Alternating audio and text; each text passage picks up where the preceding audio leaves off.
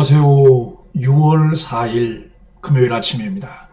말씀과 함께 새롭게 오는 소망의 아침을 시작하겠습니다. 엘사 후추는 삶 전체를 하나님께 드린 사람이 하는 일의 모든 결과는 하나님이 책임지신다라고 이야기합니다.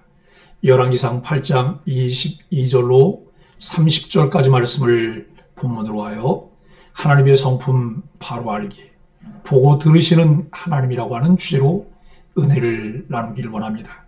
솔로몬은 성전을 봉헌하면서 하나님의 제단 앞에서 회중과 마주쳐서 하늘을 향해 손을 펴고 기도합니다. 그는 언약을 지키시고 은혜를 베푸시는 하나님이 아버지 다윗에게 말씀하신 대로 다윗의 자손이 왕위에서 끊이지 않게 해달라고 청합니다. 또 자신과 백성이 성전을 향해 기도할 때 들어주시길 구합니다. 성전은 하나님을 만나는 곳입니다. 하나님을 찾고 그분의 임재를 경험하며 그분의 사랑과 은혜를 누리는 곳입니다. 솔로몬에게 중요한 것은 건물이 아니라 하나님과의 관계였습니다. 그는 하나님께 나아가 기도로 대화하며 죄사함과 치유와 회복의 은혜를 맛보고 새롭게 시작하는 힘을 얻었습니다. 오늘 우리의 기도도 마찬가지입니다. 내가 외치는 기도의 내용보다 중요한 것은 기도 현장에서 하나님과 인격적으로 만나는 교제입니다. 일본 메이지 시대 한 대학 교수가 선에 대해 묻기 위해 일본인의 스승으로 불리던 한 사람을 찾아갔습니다. 그는 차를 대접했는데 잔에 차를 계속해서 부으니 넘쳐 흐르게 되었습니다. 교수는 잔이 넘쳐 흐르는 것을 보다 못해 선생님, 잔이 넘치고 있습니다 라고 말했습니다. 그러자 그는 이렇게 대답했습니다. 이 잔처럼 당신 속에는 온통 당신의 생각과 결론뿐입니다. 당신이 먼저 당신의 잔을 비우지 않는 이상 내가 무슨 수로 당신에게 무언가를 알려줄 수 있겠습니까? 우리는 어떨까요? 자기 중심적 생각 혹은 자기 필요 중심적 사고에 사로잡혀 있지는 않습니까? 자기 중심적 생각은 치명적인 죄의 뿌리가 됩니다. 이런 마음이 있으면 모든 것이 불만족스러워지기 때문입니다. 자주 원망과 비판을 내뱉을 것이고 감사가 사라진 삶을 살게 됩니다. 이렇게 되면 인간관계와 사회생활도 모두 망가집니다. 세상은 결코 내 욕구 중심으로 움직이지 않습니다. 그래서 우리는 기도해야 합니다. 남보다는 나를 더 사랑하는 본성을 회개해야 합니다. 깊이 기도하다 보면 하나님의 시각에서 나 자신을 바라보게 됩니다. 기도하며 자신을 겸손히 돌아보는 시간을 갖다 보면 지나친 자기 과몰입 상태에서 벗어날 수 있습니다. 나로부터 벗어나야 마땅히 보아야 할 것이 보입니다. 그 시작은 하나님께로 눈을 들고 성소를 향해 두 손을 들고 기도하게 됩니다. 솔로몬의 기도는 기도하는 이들이 알아야 할 중요한 원리를 알려줍니다. 먼저 기도자가 알아야 할 대원리를 한 문장으로 요약하면 다음과 같습니다. 기도자는 하나님이 어떠한 분인지를 분명하고 올바르게 인식해야 합니다. 솔로몬의 기도는 이를 잘 드러냅니다. 기도를 시작하며 청원을 먼저 올려드리는 것이 아니라 하나님을 높여드리는데 이를 통해 기도의 대상인 하나님을 정확하게 인식하는 과정을 거쳐야 합니다. 하나님을 바로 알고 하나님의 뜻을 찾아가는 기도에 응답하시는 하나님과의 인격적인 교제가 기도입니다. 하나님은 모든 기도에 응답하십니다. 그래, 기다려, 안 돼. 분명하게 응답하십니다. 내가 원하는 것에 대한 관철이 아닙니다. 하나님께서 기도에 응답하시는 원리가 있습니다. 우리 그리스도인들은 어떠합니까? 기도는 단순히 그리스도인들이 하나님 앞에 하는 독백이 아닙니다. 기도는 하나님의 자녀들이 하나님과 나누는 소통입니다. 그렇다면 본문에 서술된 하나님은 어떤 분일까요? 첫째, 하나님은 이스라엘의 특별한 하나님입니다. 이를 통해 성도는 나는 하나님을 유일하고 특별한 하나님으로 믿고 기도하는가? 아니면 하나님 외에도 다른 무언가를 의지하며 기도하는가? 라는 질문을 할 수 있습니다. 둘째, 하나님은 뛰어난 하나님으로 다른 신과 비교될 수 없습니다. 성도는 하나님을 전지전능한 하나님으로 인식하고 기도하는지 점검해야 합니다. 셋째, 하나님은 약속에 신실하십니다. 이는 성도들에게 큰 소망입니다. 성경의 말씀은 옛 이야기가 아닙니다. 성경의 계시는 우리의 현재를 통치합니다. 우리에게 약속하신 하나님은 그것을 지금도 변함없이 지키십니다. 넷째, 하나님은 초월적 존재로 하나님을 찾는 자에게 응답하십니다. 오늘을 살아가는 성도들은 눈에 보이는 우상이 아니라 눈에 보이지 않는 하나님을 섬깁니다. 그분은 우리에게 가장 가까이 계십니다. 하나님이 어디에나 계시지만 성전에 또한 계시는 것과 같은 이치입니다. 성전은 완성되었습니다. 건물이 세워지고 기물이 채워지며 하나님의 언약궤가 자리를 잡고 하나님의 영광이 충만히 임했습니다. 이제야 성전이 성전되었습니다. 그리고 그 성전을 하나님께 드리며 솔로몬은 기도합니다. 성전은 하나님께 기도하는 것입니다. 하나님을 만나는 곳입니다.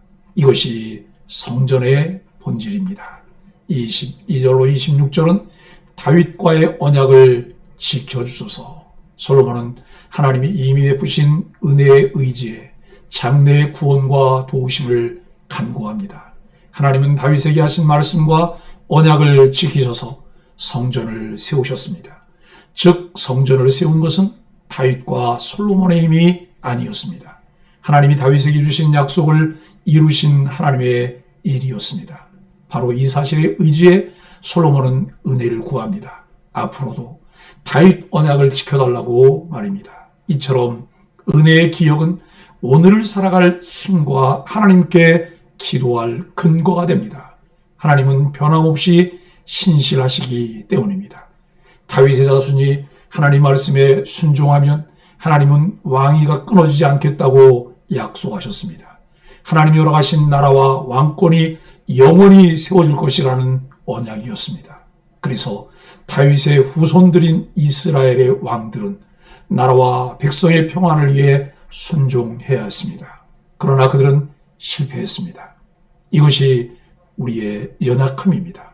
놀라운 은혜와 복이 약속되어 있어도 우리는 하나님의 약속을 잊어버립니다. 그래서 더욱 하나님을 의지해야 합니다. 솔로몬은 하나님의 약속을 확실하게 해달라고 기도합니다. 이는 하나님께 약속의 실현을 강요하는 말이 아닙니다. 오히려 하나님을 전적으로 의지할 수밖에 없는 나약함을 고백하는 말입니다. 다윗과 솔로몬도 넘어진 적이 있습니다. 언약의 실현은 오직 하나님께 달려 있습니다. 언약을 지킬 수 있는 존재는 하나님뿐입니다. 27절로 30절은 성전을 향해 기도할 때 들으소서. 그래서 더더욱 하나님의 은혜를 사모하며 간구할 수밖에 없습니다.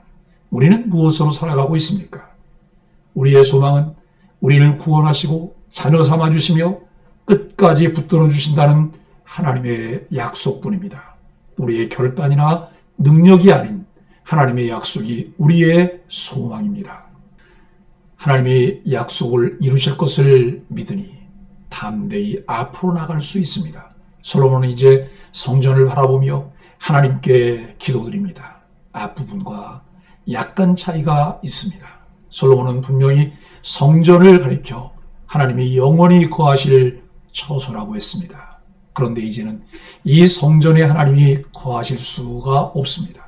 이 성전이 하나님의 임재를 감당할 수 없다고 고백합니다. 솔로몬은 하나님이 정해진 공간에 물리적으로 제한될 수 없는 존재라는 사실을 알고 있었습니다. 그럼에도 불구하고 하나님의 처소라고 불렀습니다. 왜냐하면 성전은 하나님이 물리적으로 거하시는 장소가 아니라 하나님이 자기 백성을 향해 은혜를 베푸시는 장소이기 때문입니다. 그래서 솔로몬은 하나님께 백성을 보시고 기도를 들어주시도록 간구합니다. 더욱 놀라운 것은 바로 이런 이유 때문에 사람들이 성전에 오지 않아도 그곳을 향하여 기도할 때에도 하나님이 응답해 주실 것을 기대할 수 있었다는 것입니다. 사랑하는 소망의 가족 여러분, 하나님은 안 계신 곳 없이 계시며 온 우주에 충만히 거하시며 다스리십니다. 그리고 하나님의 눈과 귀는 늘 우리를 향하시며 우리를 붙드십니다. 중요한 것은 허물과 죄, 불순종 때문에 하나님과의 관계가 깨어지고 마음에 하나님 두기를 싫어하는 우리들에게 하나님 자신을 나타내셨습니다. 그리고 우리로 참마음과 온전한 믿음으로 하나님께 나아갈 수 있는 길을 여셨습니다. 은혜로 내밀어 주신 손을 보게 하시고 붙잡게 하셨습니다. 하나님은 우리에게 찾아오셨고 우리의 모든 것을 보고 들으십니다. 믿음이 적은 자들이 염려하고 근심하며 불안해합니다. 하나님의 말씀으로 우리에게 찾아오신 주님과 인격적 교제를 원하십니까? 매일 들려주시는 하나님의 말씀을 근거로 하나님과 인격적인 교제를 시작하십시오.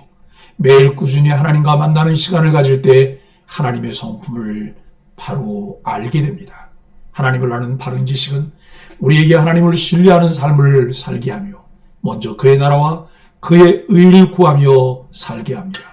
염려하고 근심한다고 우리가 변화시킬 수 있는 것은 아무것도 없고 오히려 초라한 인생이 됩니다. 하나님을 바로 아는 것, 그리고 신실하게 하나님을 신뢰하게 되는 것, 이것이 우리로 하여금 하나님과 바른 관계를 만들어내게 합니다. 매일 제자리 걸음하며 온갖 딴 근심으로 가득한 삶이 아닌 감사로 채워져 하나님의 영광이 가득한 소망의 공동체와 가족들이 되기를 예수 그리스도 이름으로 간절히 축복합니다. 함께 기도하겠습니다. 하나님, 한순간도 우리를 혼자 두지 않으시고 매사에 은혜와 사랑으로 인도해 주셔서 감사합니다. 하나님, 은혜를 가벼이 여겨 영적 교만과 나태함에 빠지지 않게 하여 주옵소서. 작은 일에도 기도하며 하나님을 붙들게 하시고 일상에서 하나님이 베푸시는 은혜를 먹고 마시게 하여 주옵소서. 예수님의 이름으로 간절히 기도합니다. 아멘.